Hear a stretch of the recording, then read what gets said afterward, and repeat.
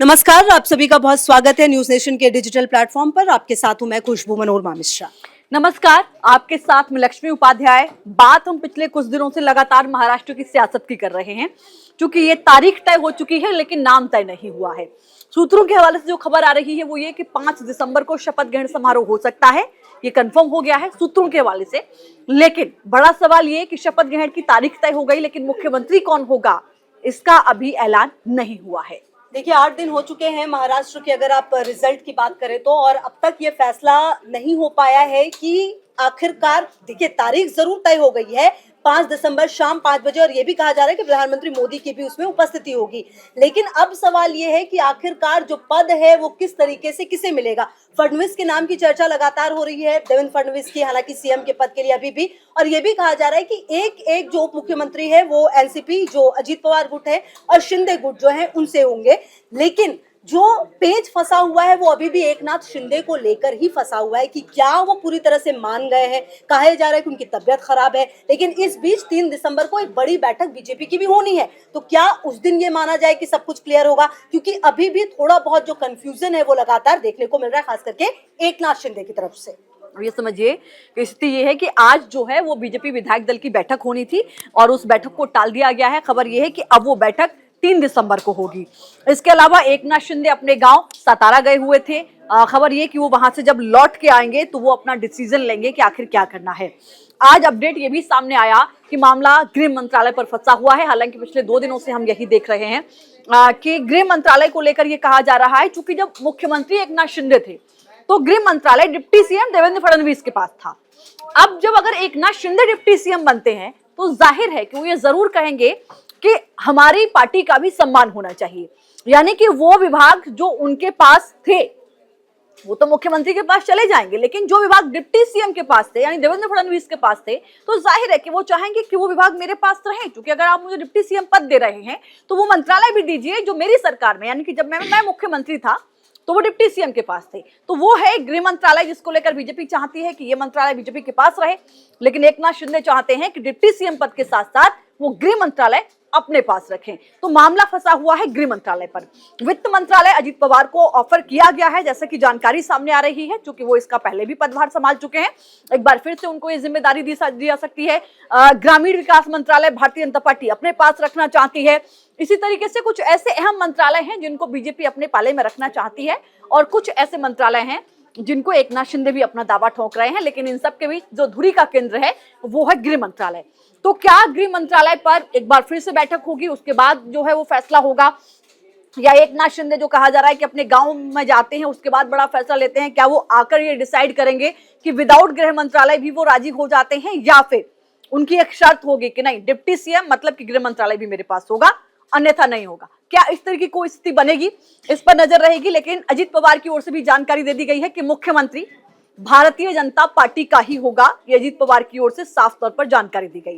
BJP के नेता सूत्रों के हवाले से जानकारी दे रहे हैं कि 5 तारीख को शाम 5 बजे शपथ ग्रहण समारोह होगा। प्रधानमंत्री नरेंद्र मोदी शामिल होंगे, लेकिन मुख्यमंत्री कौन ये अभी कोई नहीं बता पा रहा। और देखिए, उधर कांग्रेस सांसद है प्रमोद तिवारी, उनका भी बयान सामने आया। कहा कि भाजपा ने एकनाथ शिंदे को महाराष्ट्र का मुख्यमंत्री बनाया, इस्तेमाल के बाद उन्हें बाहर कर दिया। शिंदे विश्वासघात की सजा भुगत रहे हैं, भाजपा की राजनीति में कोई विश्वसनीयता नहीं है। ये बयानबाजी भी अब शुरू हो गई है। लेकिन इस बीच आप ये समझिए कि अब तक के पूरे घटनाक्रम में हुआ क्या क्या है। 23 नवंबर की अगर आप बात करें तो रिजल्ट आया, सब कुछ क्लियर था कि किसे क्या मैंडेट दिया गया। इसके अलावा 25 नवंबर को एक मुख्यमंत्री 2 उप मुख्यमंत्री का जो पद था, इस पर बातें हुई कि हाँ भाई अब यही जो फॉर्मूला है उसी के तहत आगे बढ़ा जाएगा, क्योंकि 3 पार्टियां थी महायुति में जिनको की जनता ने स्वीकार करके सत्ता में लेकर आई।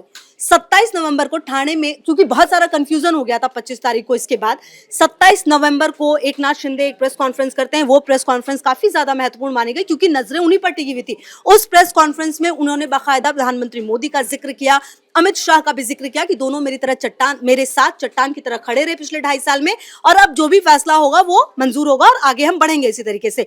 लेकिन 28 नवंबर को अचानक एकनाथ शिंदे, देवेंद्र फडणवीस और अजीत पवार की जब मीटिंग हुई, उसके बाद एकनाथ शिंदे का अपने गांव जाना, और वो गांव जहां पर वो अक्सर बड़ा फैसला लेने से पहले जाते हैं, काफी सारी जो सिचुएशन है उसको अब थोड़ा कंफ्यूजन में डाला गया। क्योंकि देखिए, एकनाथ शिंदे वो चेहरा थे 2.5 साल तक, जिनके बाद फिर एक बार सत्ता में आई है बीजेपी, तो इसीलिए उनके ग्रुप की तरफ से भी लगातार पहले तो शुरुआत में बयानबाजी की जा रही थी कि हमें जो है वो मुख्यमंत्री जो है वो एकनाथ शिंदे को ही बनना चाहिए।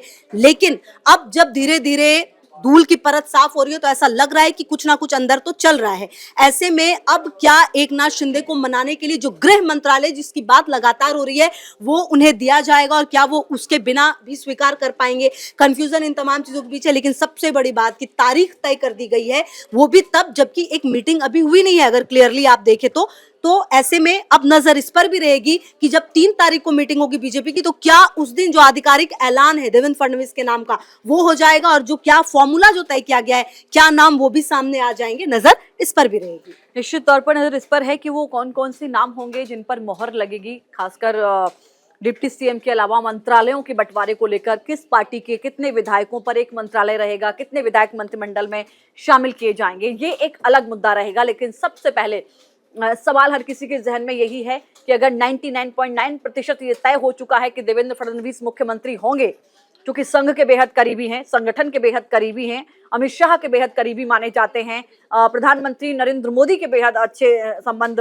देवेंद्र फडणवीस के मोदी से माने जाते हैं, तो इन तमाम चीजों के बीच ये तो कंफर्म हो गया है कि देवेंद्र फडणवीस मुख्यमंत्री होंगे। लेकिन आखिर वो कहां पेच फंसा हुआ है? क्या वाकई शिंदे एक बड़ा दबाव बनाने में कामयाब हो रहे हैं, या फिर अगर उनको गृह मंत्रालय नहीं मिल जाता है या फिर वो नहीं उनको दिया जाता है, तो आखिर वो प्लान बी क्या होगा उनको सेटिस्फाई करने के लिए, बीजेपी के लिए, ताकि शिंदे को भी साधा जा सके और गृह मंत्रालय, मुख्यमंत्री जो चेहरा बने बीजेपी का, चाहे वो देवेंद्र फडणवीस हो या अन्य का, तो खैर प्रतिशत बहुत कम है, तो बीजेपी अपने सीएम और गृह मंत्रालय दोनों अपने पास रखेगी। इसके अलावा क्या फॉर्मूला होगा जहां पर जाकर जो है वो सेटिस्फेक्शन हो सकता है शिंदे को, ये भी देखना होगा। फिलहाल ये खबर सामने आ रही है कि आज जो विधायक दल की बैठक बीजेपी की होनी थी वो आज टाल दी गई है, 3 तारीख को होगी। जो बीता हुआ कल था वहां महायुति की बैठक होनी थी, लेकिन शिंदे के अचानक गांव चले जाने से महायुति की बैठक भी नहीं हो पाई।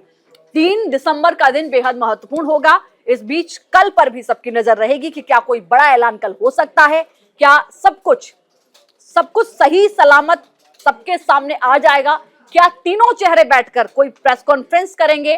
खासकर शिंदे को लेकर यह खबर इसलिए कि शिंदे से ही सीएम पद के उम्मीदवार का ऐलान बीजेपी करा सकती है, चाहे वो सीएम बीजेपी का ही क्यों ना हो, क्योंकि एक बड़ा और अच्छा मैसेज यही होता है कि कार्यवाहक मुख्यमंत्री हैं अभी तक शिंदे, और इसको लेकर जो है वो शिवसेना जो उद्धव गुट की है, संजय राउत का बयान भी सामने आया कि कार्यवाहक मुख्यमंत्री गांव चले गए, नए मुख्यमंत्री के लिए आप समझ में नहीं आ रहा कि चेहरा कौन होगा, तो आखिर आपकी मजबूरियां क्या है।